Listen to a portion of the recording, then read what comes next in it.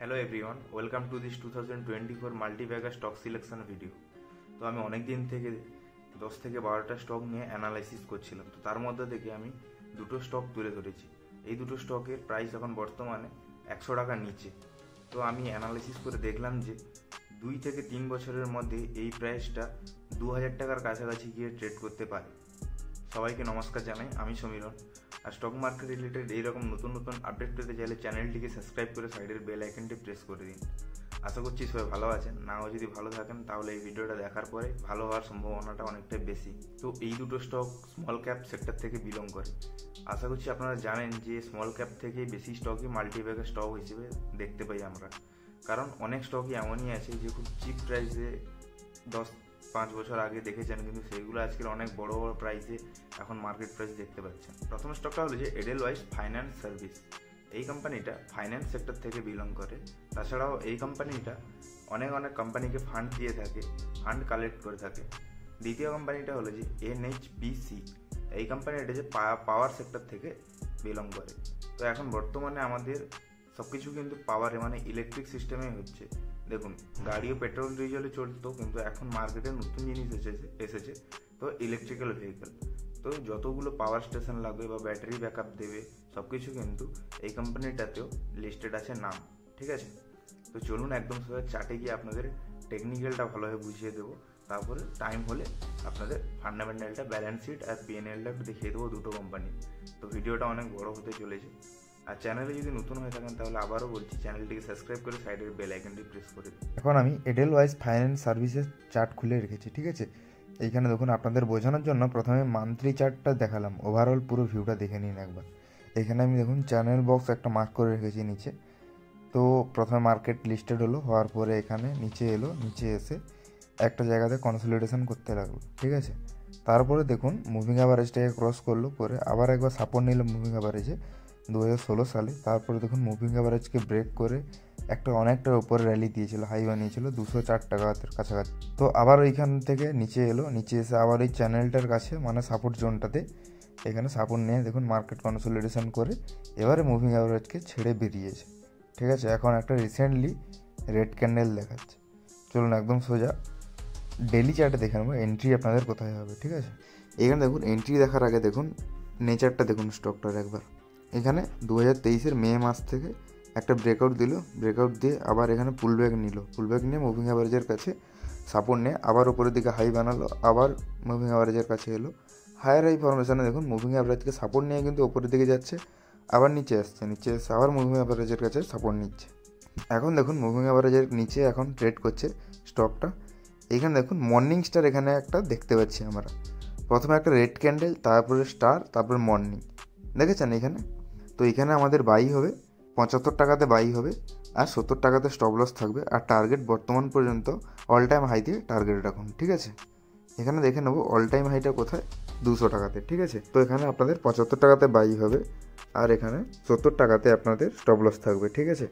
তো খুবই কম stop loss নিয়ে আপনি এখানে অনেকটাই মানে প্রফিট দেখতে পাবেন।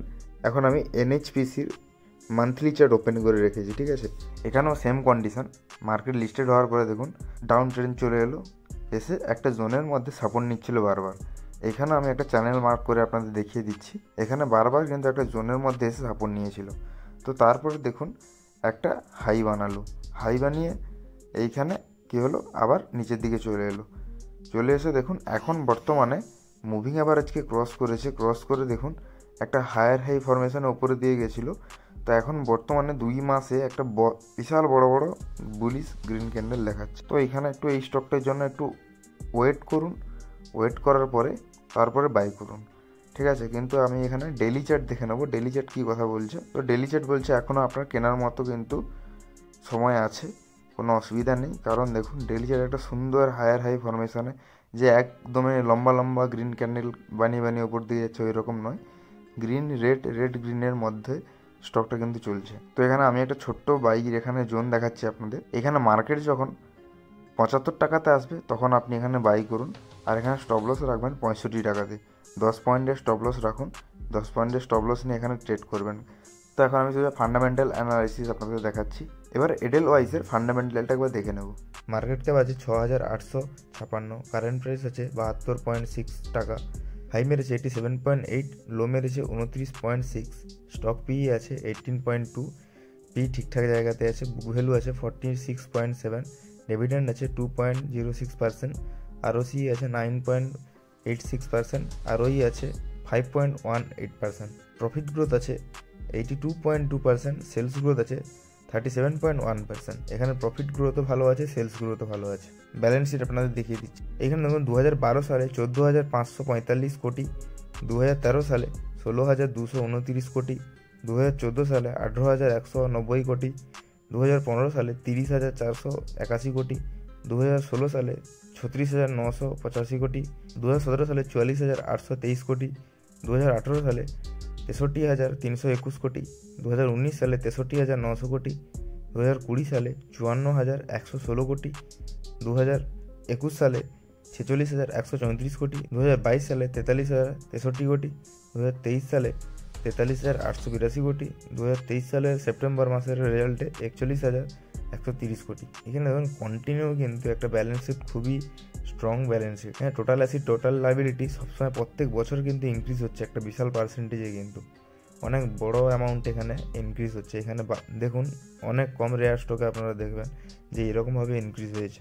এনএইচপিসি দেখুন মার্কেট ক্যাপ আছে 83,675 কোটি, কারেন্ট প্রাইস আছে 83 টাকা, মার্কেট হাই মেরেছে 85 টাকা, লো মেরেছে 37 টাকা, স্টক পি 21.5, বুক ভ্যালু আছে 38.9, ডিভিডেন্ড আছে 2.22%, ডিভিডেন্ড অনেকটাই বেশি, আরওসি আছে 8.489, খুবই কম, আরওই আছে 10.8, কম, ফেস ভ্যালু 10, প্রফিট গ্রোথ আছে 1.1, সেলস গ্রোথ আছে 3.18। এখানে প্রফিট গ্রোথও কম, সেলস গ্রোথও, কিন্তু প্রফিট গ্রোথের তুলনায় সেলস গ্রোথটা অনেকটাই বেশি। কোম্পানির ডেট আছে 0.77, পিএস আছে 3.88। এখানে দেখুন আপনি 83 টাকা লাগাচ্ছেন 3 টাকা কামানোর জন্য। এইখানে ব্যালেন্স শিট দেখুন 2012 সালে 60,314 কোটি, 2013 সালে 62,361 কোটি, 2014 সালে 61,427 কোটি, 2015 সালে 61,436 কোটি, 2016 সালে 62,823 কোটি, 2017 সালে 60,187 কোটি, 2018 সালে 60,933 কোটি, 2019 সালে 66,734 কোটি, 2020 সালে 71,277 কোটি, 2021 সালে 73,134 কোটি, 2022 সালে 77,288 কোটি, 2023 সালে 83,091 কোটি, 2023 সালের সেপ্টেম্বর মাসে 89,802 কোটি। এখানে ব্যালেন্স শিট দেখুন যথেষ্ট ইনক্রিজ আছে, দুটো কোম্পানির যে ব্যালেন্স শিট ভালোই আছে। তো আপনারা এখানে একটু অ্যানালাইসিস করে একটু দেখে টেকনিক্যালটা দেখে ইনভেস্টমেন্ট করুন। আর ভিডিওটা যদি বুঝতে পেরে থাকেন তাহলে অবশ্যই লাইক কমেন্ট শেয়ার অবশ্যই করুন, নাও যদি বুঝতে পারেন কমেন্ট করুন। ধন্যবাদ, সবাই ভালো থাকবেন, সুস্থ থাকবেন।